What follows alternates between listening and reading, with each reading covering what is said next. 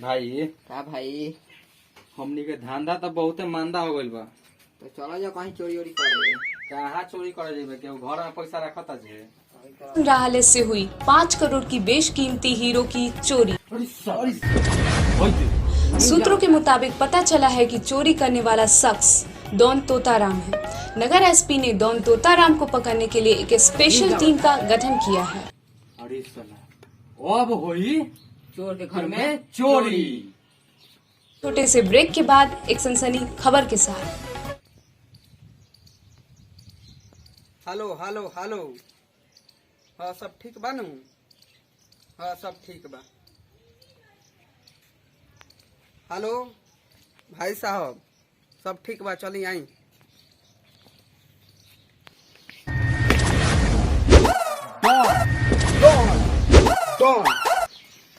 नाम हो तोताराम, नाम भी दू आ काम भी दू। पहला चोरी कहल आ दूसरा गार मरावल। नाम हो आरू आ काम करी ले फारू।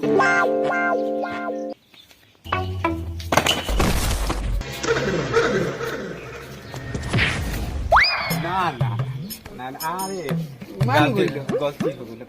तो बोल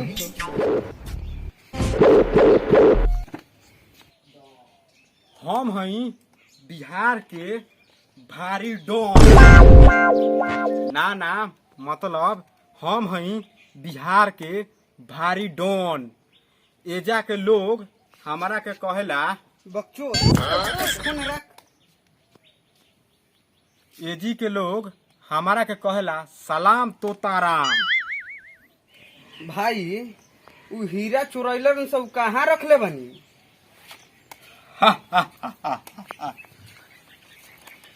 ई बा हीरा 5 करोड़ के।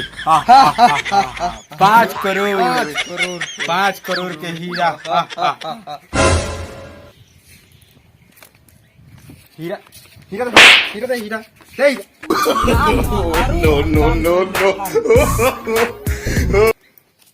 भाई हाँ भाई। बेहोश करेला तैयार बानू। हाँ भाई तैयार बा। सेठ पैसा लेके अमवानी में आजू। हमनी में आवत सर।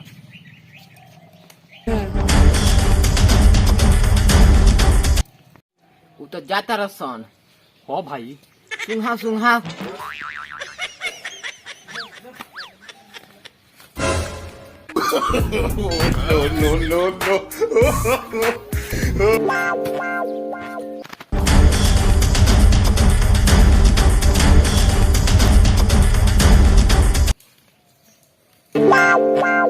भाई 1 करोड़ पर कौ गो जीरो रहेला?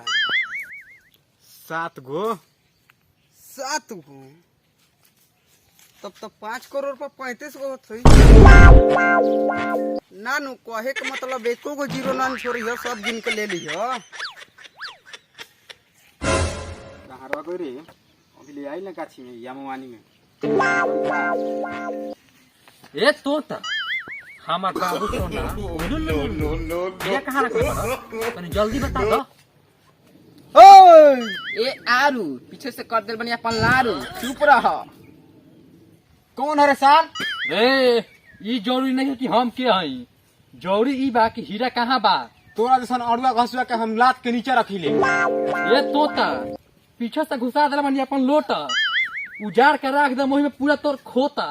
जल्दी से बता दे हीरा कहाँ बना तो। ए हीरा दे देख रखे। नाम हो आरू आ काम करनी फारू। औए जी का पता तोरा डायलॉग सुझल बा सारे गद्दार कहीं का। भाई हम गद्दार आमदी ना हई, हम ईमानदार आमदी हई। हम कबो कहनी है कि हीरा हमरा लग नहीं थे, आ कबो कहनी है कि हीरा तारा बगली में बा। बोलो। ए तोता जल्दी से अपन पांच खोल के दे दे। मतलब जल्दी से अपन निकाल के हीरा दे दे। आ ना तो पीछे से घुसा देले बनी, अब ठोकिए दे। ए भाई का भाई? हमनी तो कर में जरल बा। का हो गइल हो? ला ही देखो। तो अभी अभी पता चला है कि रायपुर संग्रहालय से चोरी होने वाला हीरा नकली था। जी हाँ, आपने सही सुना, चोरी होने वाला हीरा नकली था। असली हीरा अभी भी सुरक्षित है। पुलिस को पहले ही खबर मिल चुकी थी कि हीरा चोरी होने वाला है, इसलिए असली हीरे की जगह पर नकली हीरा रख दिया गया था। आया तो भाई क्या करो अब तो चोरी कर जालो कि तो हमनियो समझ लोगे साला कर्म में घुसल रहा हमनी के।